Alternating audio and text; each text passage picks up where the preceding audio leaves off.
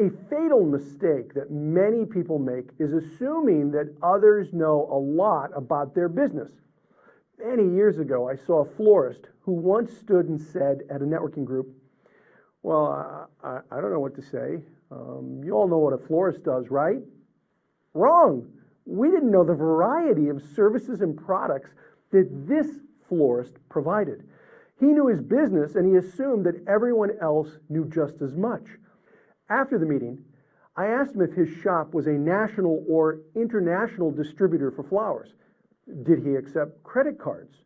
Did he offer seasonal specials for holidays? Could he do a good job for weddings? Did he give a discount to members? Could I set up a billing arrangement with his company? Is it true that certain color roses signify different things? I told him there were hundreds of things that I didn't know about his business.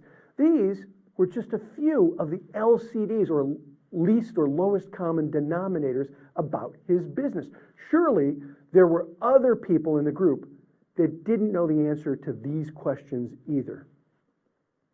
Assuming that everyone knew all about his business was clearly a mistake. Not taking the time to teach everyone something about his service was an opportunity lost. Everyone, I mean everyone, has something they can say that will teach people more about the services they have to offer. Never pass up an opportunity to teach B&I members more about what you do. Breaking your business down to their LCDs will help you think about all the things you need to teach your fellow networkers regarding your business. I was at a meeting where the florist reached under the table, held up a rose. The rose was covered in cellophane, and it was clearly from a grocery store. And he asked all of the members there, he said, "What do you think of this rose?" Well, they didn't want to answer because they could tell it was from a grocery store. He took the cellophane off, he held it up. He said, "They do a pretty good job at this grocery store." The rose was about this long. He said, "But let me show you my rose." And he reached under the table and he pulled out a long stem rose that was half again to twice as long as the grocery store rose. He held this rose up and it had a huge flower at the top, a big thick stem. It was as thick as a pencil.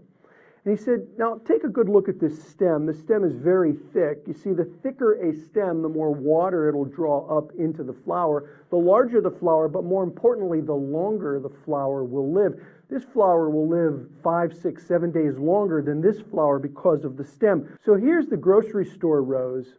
He held it from the bottom and he waved it back and forth, and the thing flopped back and forth. He held up his rose and it stood good and sturdy because it was a thick stem. He said, "Look at the difference between these two roses. The grocery store rose cost 3 cents more than my rose." Wow, what a great presentation. Not only was his rose a better rose, it actually cost less money than the grocery store rose. Do your targeted talks focus on something specific about your business? Sharpshoot, don't shotgun your approach to your 60-second introduction. That's exactly what the second florist did. He was laser specific. All he talked about was a single rose. I could see him training his sales force in the back room on the difference between grocery stores and florist shops.